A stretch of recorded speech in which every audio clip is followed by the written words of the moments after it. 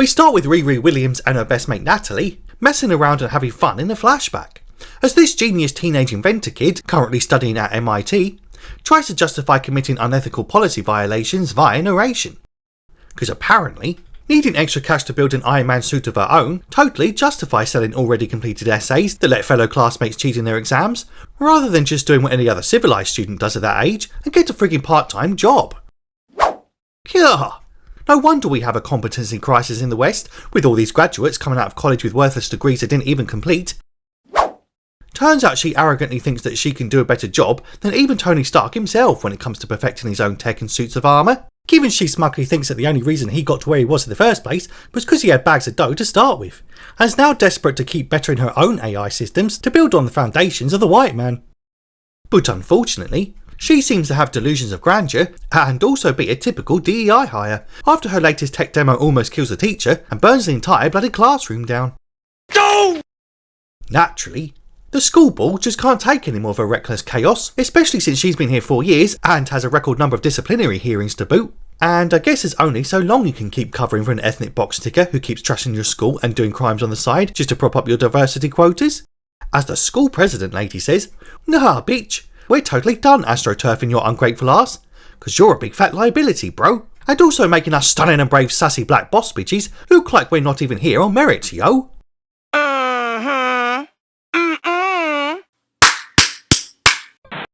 And after monologuing about how she's better than all this anyway, she goes ahead and gets kicked out of college and then bollocked by her mum. Sheer fucking hubris.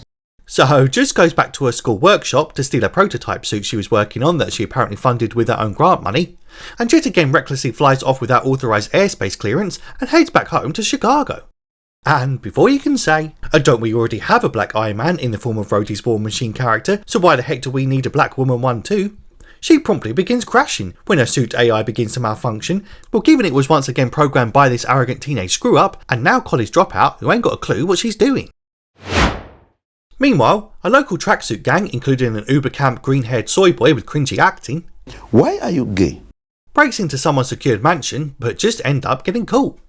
So instead just strip a nearby van and gives it to the local leader guy called Parker, aka the Hood, who then goes on to fire a bunch of the crew, given they just fucked up their one job, and says, "I know, let's instead hire whoever the fuck is in that suit of high-tech flying armour already, because I doubt she could be any more of a fuck-up as these numpty fuck-ups."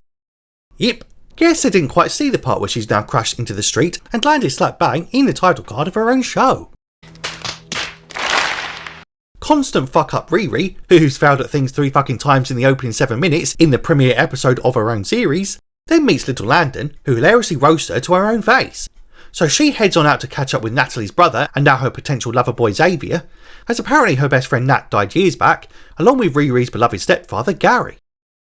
Anyway, after all that gay shit, she meets a random guy called Cousin John, who tells her to come visit his boss to make some money, now she's got no more Grant Dosh coming and her OnlyFans still ain't taking off, no matter how many tasteless nudes she posts of herself, totally covered in motor lube.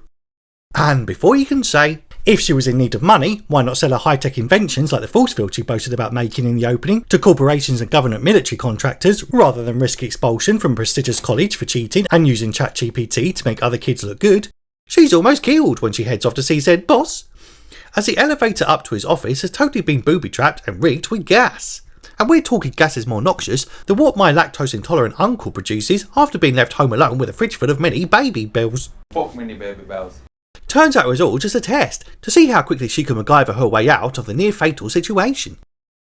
Parker, aka the Hood fella, then congratulates her on passing the test and still doing that living thing when she arrives up top, and says she can now totally join their criminal enterprise and totally start earning lots of peas, boy! But in a shocking twist, what no one could ever see coming, a black person says no to crime for once. That's impossible! Because she don't want to join no stinking gang what tries to kill small ethnic minority women in locked elevators and what's led by some chocolatey larper bloke in a silly cloak. Well, till he flashes the cash and she just says, "Fuck me, alright then, let me go out and do your illegal shit already." Standard. Later, a tatted up Hood gets even more tats, before ominously putting his weird cloak on a weird cloak stand inside its own room. And before he can say, "Goddamn piece of inanimate cloth has a bigger room than I do, despite paying $1,500 a month for a 1-bed flat on the outskirts of London," Riri's still out here being haunted by flashbacks to a deaded friend and stepdad. And after bollocking her mum for letting Gary's old garage rot into a shithole, given Riri's been too busy doing crimes at college to keep it all nice and tidy, she gets to work upgrading her suit for her first crime job tomorrow, and somehow just ends up programming a copy of her dead best friend's consciousness as her new supersuit's AI assistant. Hey, that's fucked up. And that's it. That's a shitty first epi. Though my favourite part is wondering just how much worse this can get, given production on this wrapped at the end of 2022, and Marvel was so clearly ashamed and embarrassed by it that they kept bloody delaying it to almost 3 years later. I mean, how bad does something have to be to get even worse treatment by studio execs than friggin' Echo? Because we all thought that the show about a deaf indigenous amputee girl boss beating up Daredevil and the friggin' Kingpin was totally the lowest a Marvel show could sink to, right? Wrong. Well, anyway, on to episode 2. We start with Riri having partaken in a spot of digital necromancy after accidentally resurrecting her deaded mate into AI form, and just desperately tries to hide her virtual hoodoo voodoo shit from her mama. Naturally, she wants to erase this emotionally painful glitch who keeps refusing to obey her commands, because she just wanted to make a sophisticated Wakandan AI to enhance her suit's functionality. And now she's ended up with a super dark imitation of her deceased best friend giving her sass and shit. Anyway, she then heads off to meet up with her new criminal gangmates to do some crimes already, and is formally introduced to them one by one. Starting with local batty boy and ace hacker Slug, expert fighters the Blood siblings, a pyromaniac clown called Clown, and of course, her own recruiter Cousin John, the team's getaway driver and local knife lover. And Riri is now the tech specialist for tonight's big plan, which is to crash and infect Sheila Zarati's big tech demo of her new tunnel technology with a virus that only they can get rid of. And then they'll negotiate a massive extortion ransom as payday, yo. It's a bold strategy, Cotton. Let's see if it pays off for them. Later, back at the house, Natalie begs to go with her on her mission tonight. But Riri don't really want to take no phony fakey ghosty ghouly spook with her, who seems to somehow have memories of the real Natalie despite supposedly being a computer program. Anyway, trying to transport her suit across town, Riri rents a small trolley at inflated prices from a hilariously enterprising Landon, and then straight up casually steals some personal property from a random sleeping white guy on a train. And before you can say, you know, this show really ain't doing much to subvert the thieving blacks constantly harassing people on public transport stereotype, she visits a cowardly soy boy and secret black market trader called Joe, in order to get some special parts she needs to totally soup up her super suit already. And after getting stalked by the digital ghost of her best friend's computerised doppelganger now harassing her through bloody text messages, Riri's day gets even worse when Joe puts on some Alanis Morissette on the drive over to the bunker where he stashes his goods, and randomly bursts into tears, given he can't stand up to his own various blackmailers, nor the middle-class libtard Karen next door, who keeps letting her bloody dog shit all over his lawn. What a fucking liberty! Whilst back at the house, Riri's mum discovers a chocolatey digi-demon currently living in her downstairs art projector, and just can't believe her daughter has been summoning creatures from the depths of digital hell, and also just knew that she shouldn't have let her kids start using ChatGPT and that Grok fella to help her out with her homework and shit. Because that's clearly how it starts.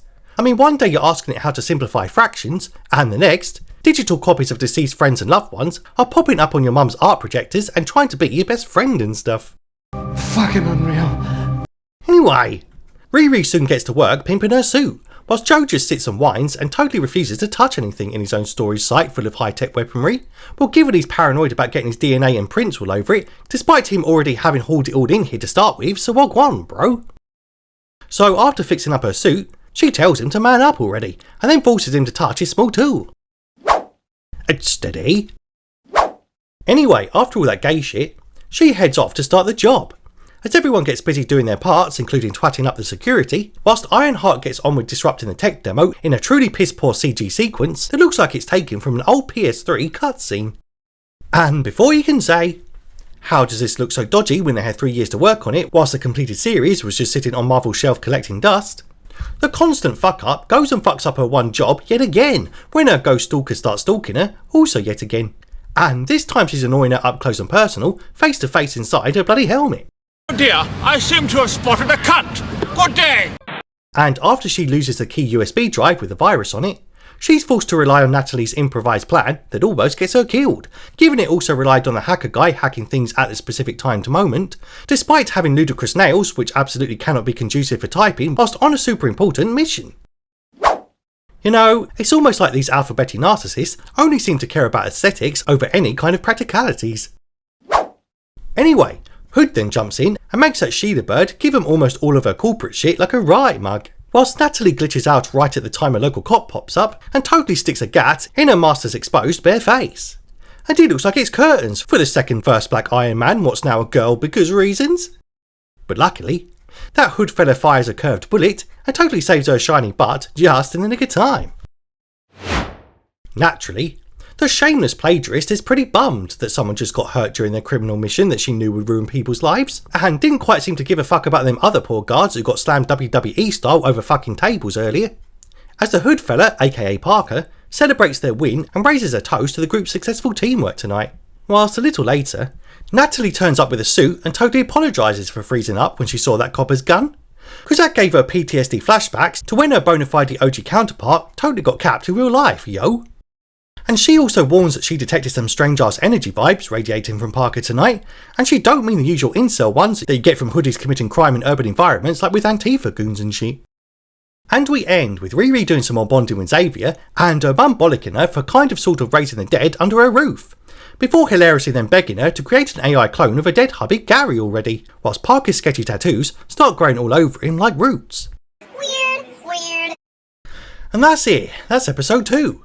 Though my favourite part was after the aforementioned Homo Joe bro not being able to stand up to a local Karen walking all over him and letting her dog shit all over his lawn, he then indeed nuts up after finally being able to touch his tool earlier, and takes revenge by decapitating and then eating her precious flowers. Finally! But man, what an opening.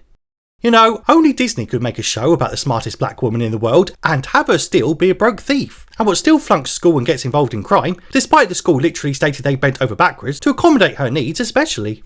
Congratulations, you played yourself. But anyway, that's the plot and that's your lot. Considering that bell thing so you don't miss the roast of episodes 3 and 4 when they drop. Tell me if you like this show in the comments if you have time, and I'll shamelessly steal a white man's legacy and arrogantly insist I could do better despite flunking school when I failed every time with you in the next one.